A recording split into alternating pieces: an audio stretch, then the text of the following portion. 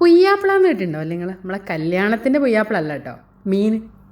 ഇവിടെ സുൽത്താൻ ഇബ്രാഹിം എന്നൊക്കെ എഴുതി വെച്ച് കാണാം. എന്നാൽ എനിക്ക് പുയ്യാപ്പിള തന്നെയാണ്. ആ പുയ്യാപ്പിള കേട്ടോ ഇന്ന് കറി വയ്ക്കാൻ പോണേ. കറി വെക്കുന്നത് മുളകിടാൻ പോണേ.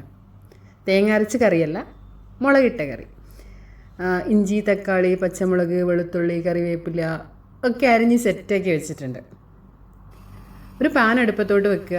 ഇത്തിരി വെളിച്ചെണ്ണ അതിലേക്ക് ഒഴിക്കുന്ന ഈ മുറിച്ച് വെച്ച സാധനങ്ങളൊക്കെ ഞാൻ അതിലോട്ട് തട്ടി ഒന്ന് വഴന്ന് വരുമ്പോൾ അതിലോട്ട് ആവശ്യത്തിന് ഉപ്പ്, മഞ്ഞൾപ്പൊടി, മുളക് പൊടി, ഞാൻ ഇത്രയും മസാല കേട്ടോ ചേർക്കാറുള്ളൂ. അതൊന്ന് മൂപ്പിച്ചെടുക്കുന്നു. മൂത്ത് വരുമ്പോൾ അതിലോട്ട് കുതിർത്ത് വെച്ച പുളിയുടെ വെള്ളം പിഴിഞ്ഞതിലോട്ട് ഒഴിക്കുക.